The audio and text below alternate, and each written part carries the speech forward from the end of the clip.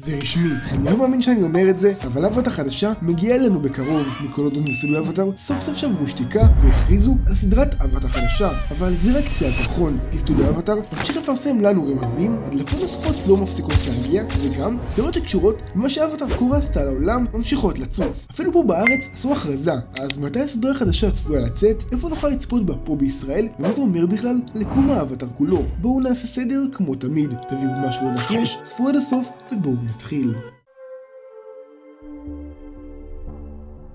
אבטאר כשף האוויר האחרון, הסדרה שהתחילה את כל היקום המופלא הזה וגרמה למיליונים ברחבי העולם להתאהב בסיפור, כולל אני ואתם, חוגגים יום הולדת. אבטאר יצא לראשונה בארצות הברית ב-21 בפברואר 2005, ולכן ב-21 בפברואר האחרון, שהיה לפני כמה ימים, אבטאר חגגו 20 שנה לסדרה המדהימה הזו. תנו להם מזל טוב בתגובות. למרות שנראה לי כשאתם רואים את זה עבר קצת זמן. מה לעשות חבר'ה, אני בצבא. עכשיו לכבוד יום ההולדת החגיגי הזה, סטודיו אבטאר וניקולודון שחררו פוסט רשמי בכל הרשתות שלהם. בו הם אישרו רשמית את מה שכולנו קיווינו לו, סדרה חדשה על האבטאר הבאה. ונכון שהרבה מההדלפות שסיפרתי לכם היו נכונות, אבל בואו נעבור רגע על הפוסט, נקרא ונבין מה בדיוק אישרו.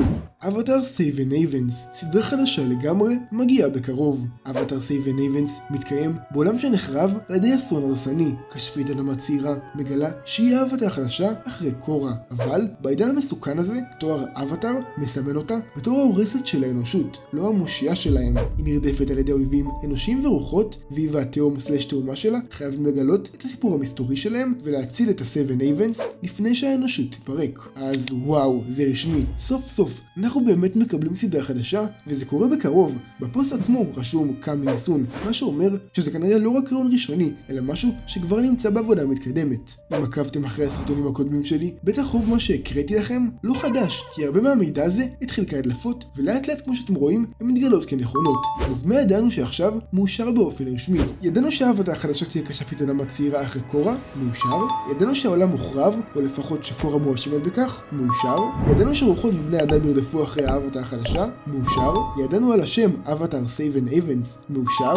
שכרגע דרך אגב לא חשבתי על תרגום מתאים לשם הזה, אז אמשיך לקרוא לזה ככה בינתיים, עד שיהיה משהו יותר טוב, או תרגום רשמי. ידענו שלאבטאר החדשה יהיה תאום סלש תאומה, וזה עכשיו מאושר. טוב, לפי ההדלפות לפחות, אנחנו יודעים שזו אכן תאומה, וגם אנחנו יודעים את השמות שלהן, פאבי ונישה, וגם ששתיהם האבטאריות. הם לא חשפו את כל המידע הזה פה, אבל כן רשמו שהאבטאר הזו והתאום סלש תאומה שלה יצטרכו לגלות את הסיפור על עצמם, ואולי זה רמז. אז למה הם לא חשפו לנו הכל? תראו, יכול להיות שלא כל ההדלפות מדויקות, או שהם פשוט לא רוצים שנדע הכל מראש. בכללי, לדעתי הם הוציאו את ההכרזה הזו רק בגלל כל ההדלפות שיצאו משליטה. הם היו חייבים לעשות עם זה משהו. בגלל זה לדעתי הם ידעו שהחגיגות 20 שנה לאבטאר מתקרבות, והם ידעו שזה אחלה זמן להודיע על הסדרה החדשה. מה שכן, קצת חבל שלא קיבלנו עדיין תמונות חדשות לדמויות, או לפחות טריילר. אבל בכל אופן, אפשר לומר שאכן ההדלפות אמינות. הרי רובם התגלו כנכונות, ובגלל זה בואו נעבור על ההדלפות החדשות. בסרטון הקודם סיפרתי לכם על ההדלפה שחושפת שהולכים להיות 26 פרקים, וניסיתי להבין יחד איתכם איך זה הולך להתבצע. אבל עכשיו, בהדלפות החדשות חושפים לנו יותר פרטים. אז לפי ההדלפות, זה כמעט בטוח עכשיו שהולכות להיות שתי עונות שכוללות סך הכל 26 פרקים באורך של חצי שעה. חצי שעה כל פרק יכול לרמוז לנו על כיוון יותר בוגר של הסדרה, או בכללי עלילה מורחבת, ואני דווקא בעד הרעיון הזה. בסרטון הקודם כן חששתי מהעניין של שתי עונות מוכנות, אבל כראש אני חושב על זה, זה כן יכול להיות רעיון טוב. הרי כשהגלה של קורה תוכננה, הם בנו עלילה אחת רק לעונה הראשונה, ואז משם הם המשיכו לאחר בקשת ניקולודיון. פה, הידיעה מראש על שתי עונות מוכנות מאפשרת ליוצרים תכנון טוב יותר ומעבר חלק בין העונות, בלי בעוד כתיבה או משהו כזה, כי הכל יהיה מוכן מראש, ודווקא זה שינוי טוב. כרגע לא ידעו לנו אם הולך להיות עוד עונות, אבל זכרו שזו הדלפה ולא משהו רשמי, וחוץ מזה, קודם כל נראה איך בכלל יהיו שתי עונות שייצאו. אז מתי הסדרה צפויה לצאת? כרגע, התאריך הזו הדלפה ולא משהו רשמי, אז תיקחו את זה מה שנקרא בעירבון מוגבל, אבל לפי ההדלפה, הסדרה אמורה לצאת מתישהו ב-2026, ונכון שבאסה שעדיין אין תאריך מדויק, אבל ככל הנראה, הסדרה החדשה סייב אין אייבנס מתוכננת לצאת רק לאחר הסרט על צוות אבטאר כבוגרים, שכרגע הוא מתוכנן לצאת בתחילת שנה הבאה, כלומר ינואר 2026. הסברתי על הסרט וכל המידע עליו בסרטון הזה. בכל אופן, אם תחשבו על זה, להוציא את הסרט על צוות אבטאר כבוגרים קודם, זה המהלך המהלך הכי חכם והכי נכון לעשות. הרי הסרט על צוות אבטאר כבוגרים זה הפרויקט הגדול הראשון של הסטודיו מאז ההגדה של קורה. כלומר, הוא הולך להחזיר מיליונים לצפות שוב באבטאר, כי הדמות שכולנו אוהבים חוזרות, כאילו אנג, קטרה, סוקה, צוקו, טוף, ועוד שלל דמויות שאהבנו מכשף האוויר האחרון. וכך, בעצם סטודיו אבטאר מושכים את כל הקהל הזה שוב מחדש, בתקווה כמובן שהסרט גם יהיה טוב. ואז כמו שאמרתי, הם מושכים את כל הקהל החדש שחוזר, והקהל הזה גם יהיה מוכן ליציאה הבאה של הסטודיו, שזה הסדרה על העבודה החדשה, Save and Avens. אז כן, כרגע תהיה יציאה די מורפל לגבי הסדרה החדשה, אבל כמו שאמרתי, ככל הנראה, זה יהיה רק שנה הבאה, ב-2026. עכשיו, מה זה אומר לגבינו פה בישראל? כשאבטאר כשף האוויר האחרון יצא, לקח לו שנה עד שהוא יגיע לארץ. לעומת זאת, עם ההגדה של קורה, הסדרה הגיעה לנו לאחר כמה חודשים. לכן לדעתי, גם פה עם הסדרה החדשה, Save and Avens, זה הולך להיות בדומה להגדה של קורה, והיא תגיע לנו לארץ יחסית מהר. כשהיא תגיע, בטח יהיה גרסה מדובבת לעברית שתשודר פה בארץ בשידורים החיים, ואני מאמין שגם יהיה את זה ב-VOD לאחר מכן.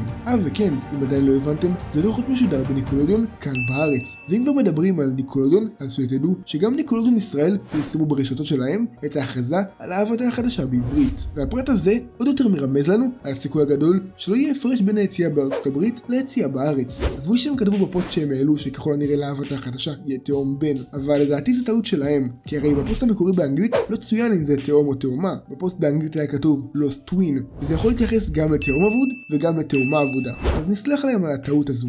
Breaking news. There's a new avatar on the way. כן, אז אבטאר הוציאו את הסרטון הזה, שבו המדובב של צוקו והמדובבת של קורה, שהם גם האחראים על הפודקאסט של אבטאר, מספרים את ההכרזה על ההבטה החדשה. הם פשוט מכירים את מה שפורסם בפוסט, אבל מה שכן מעניין פה, הוא שבחלק שהמדובב של צוקו מספר על כך שרואים את האבטאר בתור איום, המדובבת של קורה אומרת את זה.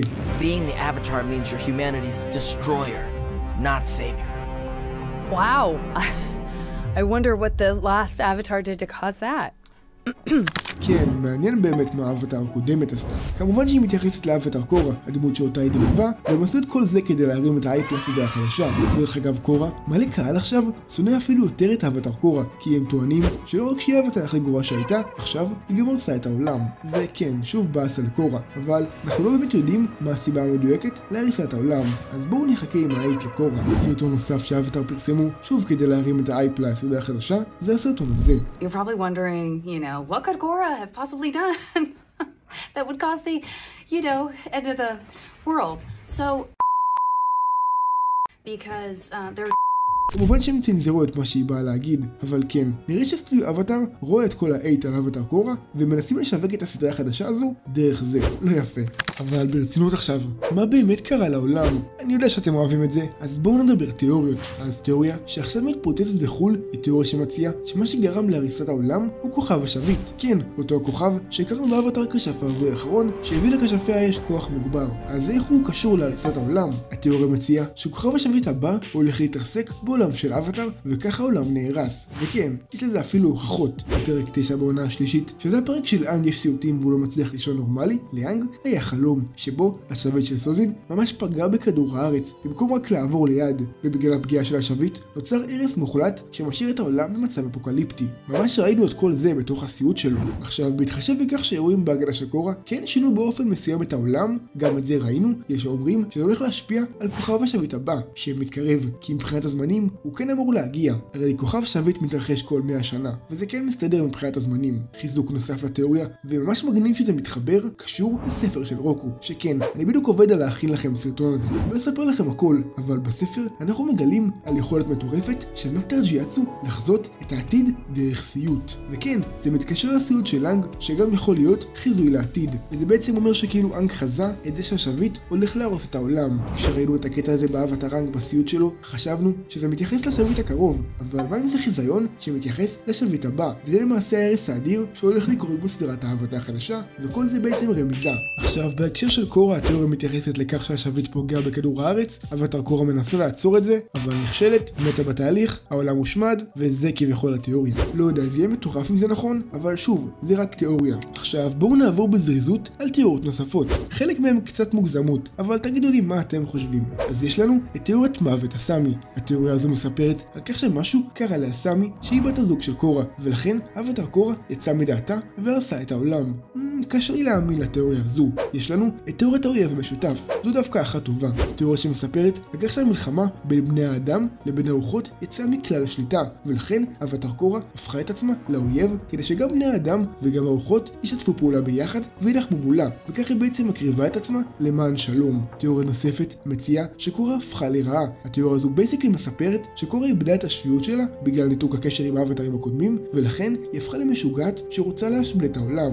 ויש לנו את תיאוריית הנשק, שזו תיאוריה שמספרת שאחת מהאומות פיתחה נשק שמבוסס על רוחות, כמו מה שראינו שהיה לקובירה, ולכן קורה נאבקה בנשק העוצמתי הזה, הצליחה להשמיד אותו, אבל חלק מהנזקים היו הרס העולם בגלל הנשק. אז וואו, אין ספק שכל האייב והתיאוריות האלה גורמות לי ממש לצפות לסדרה החדשה ולראות מה היוצרים מתכננים לנו. אז אם הגעתם עד לכאן, תגיבו אשטג אבטר בתגובות, וככה אני אדע שאתם אוהבים סרטונים כאלה שאני פשוט מדבר איתכם ומספר לכם מה אני חושב ומה פורסם. תגיבו לי גם בתגובות מה דעתכם על האישור הרשמי ועל ההדלפות שיצאו, וגם איזה תיאוריה הכי הגיונית לדעתכם. זה האמת מעניין, אשתדל לקרוא הכל. אני הייתי עומר ואנחנו נתראה בסרטון הבא.